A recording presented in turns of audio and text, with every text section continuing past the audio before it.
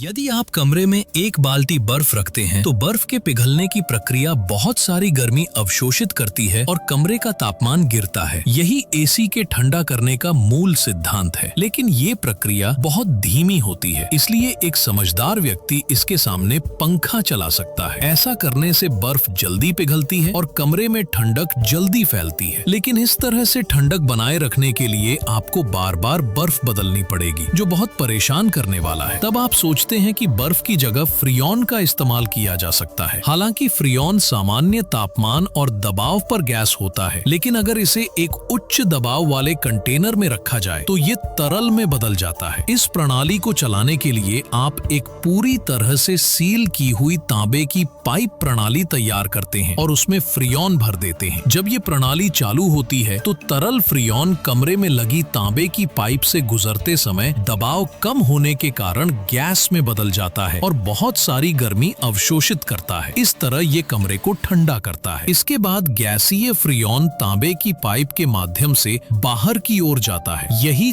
ताप का प्रवाह है। अब सवाल है कि फ्रियोन को कैसे बार बार इस्तेमाल किया जाए। आप तांबे की पाइप में एक कंप्रेसर लगाते हैं। गैसीय फ्रियोन कंप्रेसर से गुजरते समय उच्च दबाव में आ जाता है, जिससे इसका तापमान लगभग 80 डिग्री सेल्सियस तक बढ़ जाता है। फ्रियोन को ठंडा करने के लिए आप पाइप के बाहर एक फैन लगाते हैं। ये सेटअप कंडेंसर कहलाता है। जब गैसीय फ्रायोन कंडेंसर के तांबे की पाइप से गुजरता है तो ये कुछ गर्मी बाहर छोड़ देता है और उच्च दबाव वाली गर्म गैस फिर से तरल में बदल जाती है। इसके बाद ये पाइप के माध्यम से कमरे की ओर लौटती है, लेकिन इस समय इसका तापमान अभी भी बहुत अधिक होता है और ये ठंडा करने के लिए पर्याप्त नहीं होता। इसलिए आप कमरे में लगी तांबे की पाइप पर एक एक्सपेंशन वाल्व लगाते हैं। उच्च दबाव वाला तरल फ्रायोन एक्सपेंशन वाल्व में आते ही तुरंत अपना दबाव खो देता है और उसका तापमान बहुत तेजी से गिर जाता है। फिर ये शुरुआती सर्कुलर पाइप में जाता है और पूरे सिस्टम में फिर से सर्कुलेट करने लगता है। कमरे में ठंडक बढ़ाने के लिए आप सर्कुलर पाइप के पास एक सर्कुलर फैन भी लगा सकते हैं, जो ठंडी हवा को पूरे कमरे में फैलाने में मदद करता है। आप एक्सपेंशन वाल्व के पास टेम्परेचर सेंसर भी लगा सकते हैं, जिससे तापमान को सटीक रूप से नियंत्रित किया जा सके। अगर आप इस पूरी प्रणाली को एक इंडोर यूनिट और एक आउटडोर यूनिट में बांट दें और इंडोर यूनिट कमरे में और आउटडोर यूनिट बाहर स्थापित करें, तो इस तरह हम और आप मिलकर एयर कंडीशनर यानी एसी का आविष्कार कर लिया है। हमें एक पीसी की जरूरत है और इसमें थोड़ी सी आपकी मदद चाहिए। 5,